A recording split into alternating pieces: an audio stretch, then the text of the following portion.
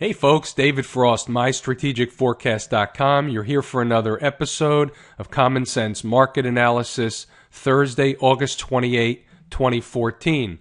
You're looking at a daily chart of the SPY, and today was a little bit of a down day. The S&P was down 3 1/3, 3.38.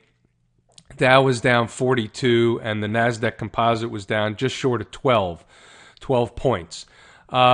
Basically, you were down a little bit earlier in the beginning of the day, or down a little bit more in the beginning of the day. So you gapped down at the open and then basically floated up all day. And then you put in this sideways bullish pattern here. And to me, that portends higher prices tomorrow. However, here's what I will say. Today, if they're going to blame something on the down market, even though it was only down a little bit, but it was down more earlier, they're blaming it on Russia again. Russia's moving into the Ukraine. They have troops in the Ukraine. They're doing stuff. Whatever it is, they're doing stuff. So basically, on the face of it, what happens is the headlines on Russia come out, and believe it or not, the algorithmic traders, the computerized trading, the high-frequency trading that you hear about, those boxes, if you will, pick up the headlines about Russia. It's programmed in that Russian headlines of a certain degree are negative on the markets, and they kind of push the market down, anticipating that the market's going to go down. And at least that's my story on the high-frequency traders. I'm pretty sure I'm right on that. Even though there was light volume again, it was a little heavier than yesterday, but it was light. It was only heavy as it was going down, relatively speaking, to yesterday, but it was still a light volume day. And what I'm saying is that even though this is a bullish pattern on the 10-minute for tomorrow, and let's just look at a little bit longer, let's look at the hourly chart.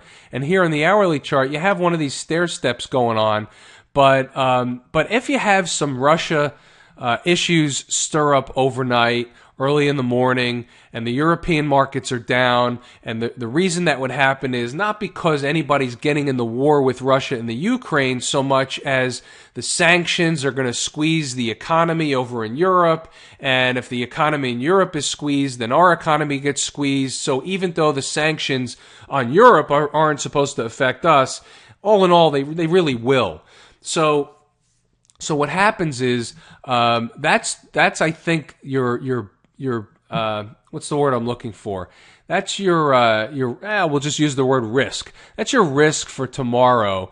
It's kind of your black swan. That's what I was kind of looking for. That's your black swan for tomorrow, even though it's not a black swan. It's already known.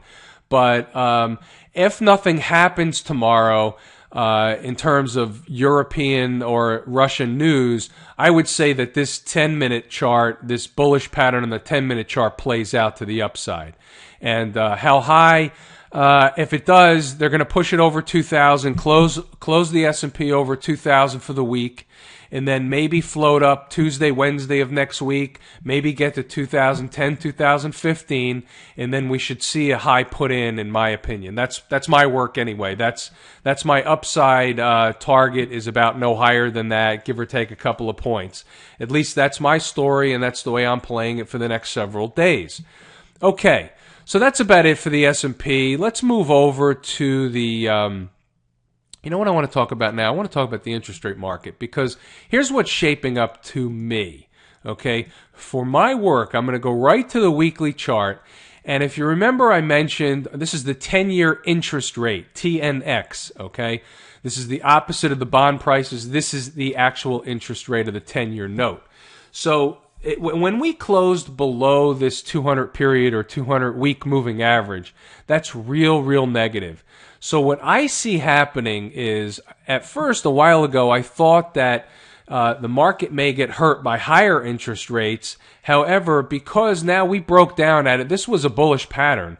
Okay, while this was going sideways, at least staying inside this level here, this is a bullish pattern. Now, you could make a case this is another bullish pattern, but that's not to say we can't come down here. This is almost 2% right here.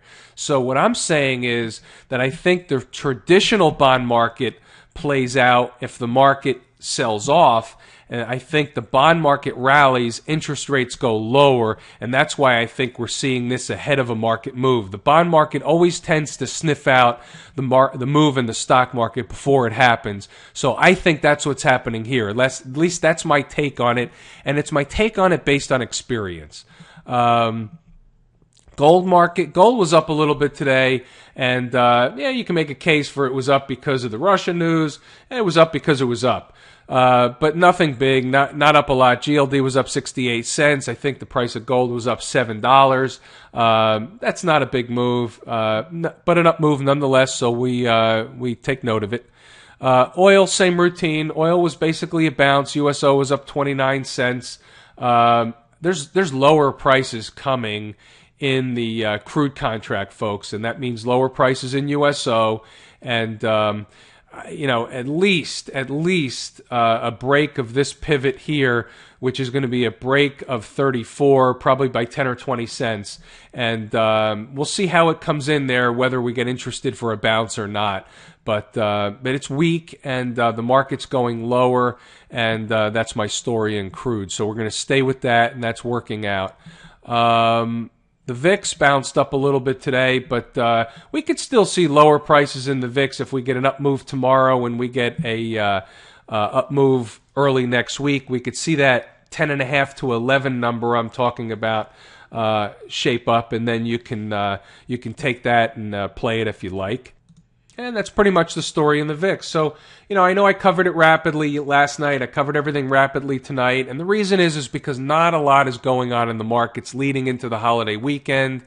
When there's not a lot of change, there's not a lot of reason to prolong the video. So we're going to wrap it here, and we'll come back tomorrow night and give a weekly wrap, and we'll go into next week with our eyes wide open. I'm David Frost, mystrategicforecast.com. This was another episode of Common Sense Market Analysis. Thanks for tuning in, folks.